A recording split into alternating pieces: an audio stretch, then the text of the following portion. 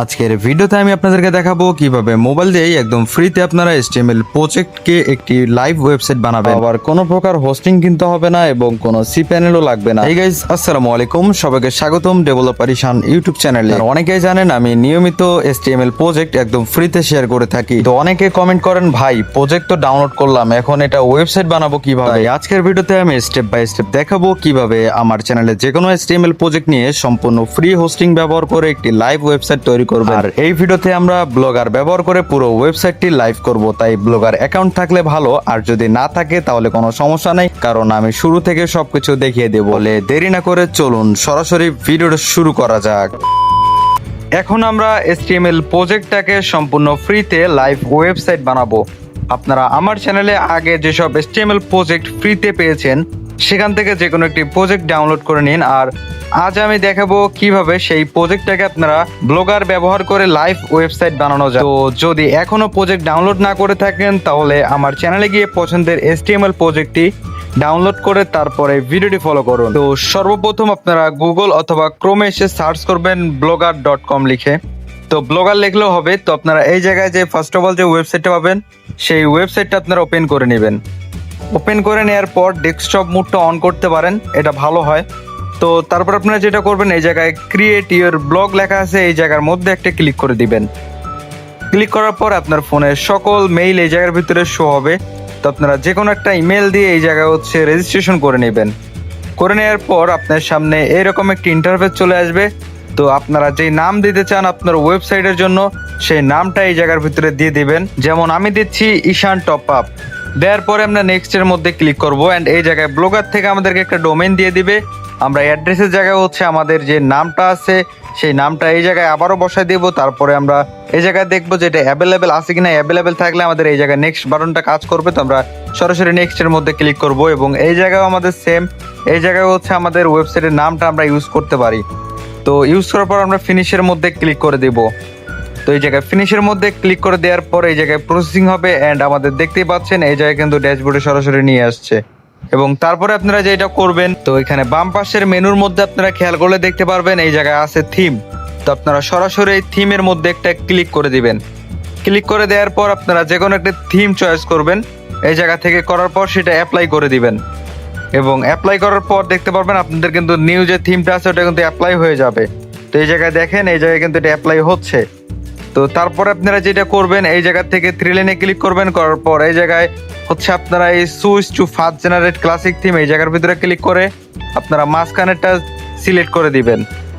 দেওয়ার পর দেখতে পারবেন আপনাদের এই জায়গায় এইরকম একটি ইন্টারফেস চলে আসছে। তো আপনারা যেটা করবেন, এই জায়গা থেকে এডিট HTML এর মধ্যে ক্লিক করে দিবেন। করার পর আপনাদের এই জায়গায় ফুল HTML-টা চলে আসবে। তো আপনারা যেটা করবেন, আপনাদের যেই HTML-টাকে আপনারা ওয়েবসাইটে রূপান্তর করতে চান, তো আপনারা যেই HTML-টা ওয়েবসাইটে রূপান্তর করতে চান সেই HTML-টা আগে আপনাদের আনতে হবে। তো আমি যেহেতু ডায়মন্ড টপ আপ আমাদের যে প্রজেক্টটা আমি এর আগে দিয়েছিলাম সেইটা বানা দেখাবো, সো আমি সেইটার কোডটা এখান থেকে কপি করে নিচ্ছি। তো এই জায়গাটাকে সিলেক্ট অল করে আমরা কোডটা কপি করে নিলাম।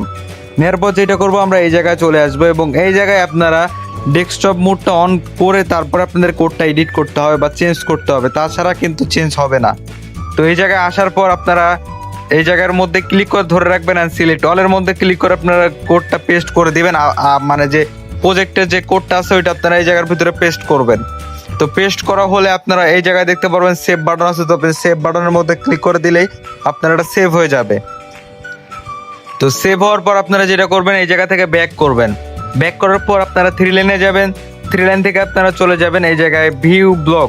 তো ভিউ ব্লগে যদি আমরা ক্লিক করি, আমাদের HTML প্রজেক্টটা আমরা এই জায়গা থেকে দেখতে পারবো।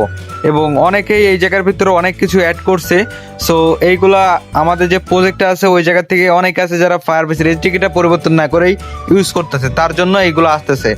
সো এই জায়গায় এখন আমরা যেটা করব, এই জায়গা তো আমাদের অ্যাডমিন প্যানেলটার জন্য একটা কিছু করতে হবে। সো অ্যাডমিন প্যানেলটার জন্য আমরা যেটা করব, এই জায়গায় আবারও এই জায়গার মধ্যে ক্লিক করব টিক চিহ্নের ভিতরে। এই জায়গা থেকে আমরা নিউ ব্লগের মধ্যে ক্লিক করব। করার পর এই জায়গায় একটা নাম দিব অ্যাডমিন।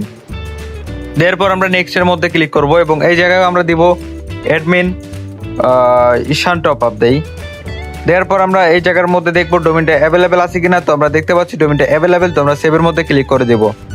তো সেভের মধ্যে ক্লিক করে দেওয়ার পর এই জায়গায় হালকা কিছুক্ষণ লোড নেবে অবশ্যই।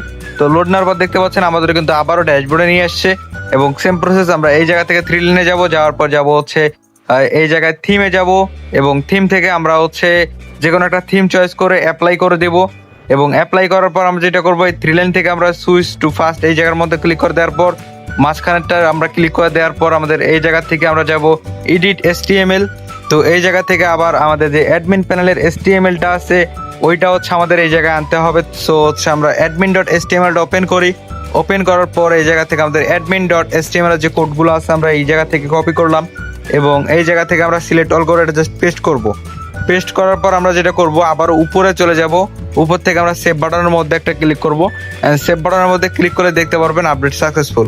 সো এখন যদি হচ্ছে আমরা আবারও ব্যাক করি, ব্যাক করার পর এই জায়গা থেকে 3 লাইন থেকে আমরা হচ্ছে ভিউ ব্লগের মধ্যে ক্লিক করে সেক্ষেত্রে দেখতে পারবো আমাদের যে অ্যাডমিন প্যানেলটা আছে সেটা কিন্তু আমাদের এই জায়গায় শো করতেছে। ব্লগ থেকে আমরা যাবো হচ্ছে ইউজার প্যানেলে, ইউজার প্যানেলটা হচ্ছে আমরা ওপেন করে নিব। সো ওপেন করার পর হচ্ছে আমরা যেটা করবো এই জায়গা থেকে আমরা 3 লাইন থেকে এই যে ভিউ ব্লগের মধ্যে ক্লিক করব এবং এই জায়গার মধ্যে আমরা একটা অ্যাকাউন্ট তৈরি করব। তো অ্যাকাউন্টটা তৈরি করব, এটা হচ্ছে আমাদের অ্যাডমিন প্যানেলের অ্যাকাউন্ট বলতে পারেন আপনারা। সো এই জায়গায় হচ্ছে আমি এটার নাম দিচ্ছি অ্যাডমিন প্যানেল। তো এই জায়গায় হচ্ছে ফোন নাম্বার চাচ্ছে, তো আমার ওই নাম্বার দিয়ে খোলা আছে তো আমি অন্য একটা নাম্বার দিলাম অ্যান্ড এই জায়গায় হচ্ছে একটা ইমেল দিব, দেওয়ার পর হচ্ছে আমরা এই জায়গায় একটা পাসওয়ার্ড দিব। তো পাসওয়ার্ড আমরা নর্মাল দেই, এই জায়গায় হচ্ছে আমরা admin12 দিলাম অ্যান্ড হচ্ছে পাসওয়ার্ড দিলাম। তো দেওয়ার পর আমরা যেটা করবো এই জায়গা থেকে হচ্ছে আমরা 21 দেবো অ্যান্ড পাসওয়ার্ডটা আমরা বসাই দেবো এই জায়গাতে। বসাই দেওয়ার পর লগ ইনের মধ্যে যদি আমরা ক্লিক করি সেক্ষেত্রে দেখতে পারবো আমাদের লগ ইন হয়ে গেছে। তো এই জায়গা থেকে আমরা সবগুলো ক্যাটাগরি দেখতে পাচ্ছি এবং সহজেই সবকিছু আমরা করতে পারতেছি। এই জায়গায় আমরা এই জায়গা থেকে যদি গেমগুলো দেখি গেমগুলো আপনারা দেখতে পাচ্ছেন এবং চাইলে আপনারা আরও গেম এই জায়গা থেকে অ্যাড করতে পারবেন খুব সহজে এবং চাইলে এই জায়গা থেকে আপনারা খুব সহজে ক্যাটাগরি অ্যাড করতে পারবেন এবং এই জায়গা থেকে আপনারা ব্যানারগুলো সহজে অ্যাড করতে পারতেছেন এবং এই জায়গা থেকে টিউটোরিয়াল ভিডিওগুলো অ্যাড করতে পারতেছেন এবং এই জায়গায় সেটিং থেকে আপনাদের বিকাশ নগদ নাম্বারগুলো সবগুলো আপনারা চেঞ্জ করতে পারবেন এবং এই জায়গা থেকে আপনার অটো পেমেন্ট সিস্টেমও আপনি রাখতে পারেন অথবা ম্যানুয়াল পেমেন্টও রাখতে পারেন। তো যদি আমরা অর্ডারসে যাই অর্ডার থেকে আমাদের সবগুলো অর্ডার আমরা দেখতে পারবো। এই জায়গা থেকে আমরা হচ্ছে অর্ডার রিজেক্ট অথবা কনফার্ম করতে পারবো বা কমপ্লিট করতে পারবো এবং এই জায়গা থেকে যদি আমরা ইউজার যাই ইউজার থেকে আমাদের সবগুলো ইউজার আমরা এই জায়গায় দেখতে পারবো এবং যদি আমরা চাই যে ইউজার্সের কোনো কিছু আপডেট করতে সেক্ষেত্রে এই ভিউয়ের মধ্যে ক্লিক করলে আমরা এটা আপডেট করতে পারবো। তাছাড়া এই জায়গায় যে ডিপোজিটে যাই ডিপোজিটে দেখতে পাচ্ছেন এই জায়গায় আমাদের অটো পেমেন্ট সিস্টেম যেহেতু তো হচ্ছে অনেকে এটা অটো পেমেন্ট সিস্টেম হিসেবেই চালাচ্ছে। তো আপনারা এইভাবে যে কোনো HTML প্রজেক্টকে আপনারা এইভাবে একটা ওয়েবসাইটে রূপান্তর করতে পারেন বা ফ্রি হোস্ট করতে পারেন। তো গাইজ এই ছিল আজকের ভিডিও, দেখা হবে নেক্সট অন্য কোনো ভিডিওতে। তো তখন পর্যন্ত ভালো থাকুন, সুস্থ থাকুন, আল্লাহ হাফেজ।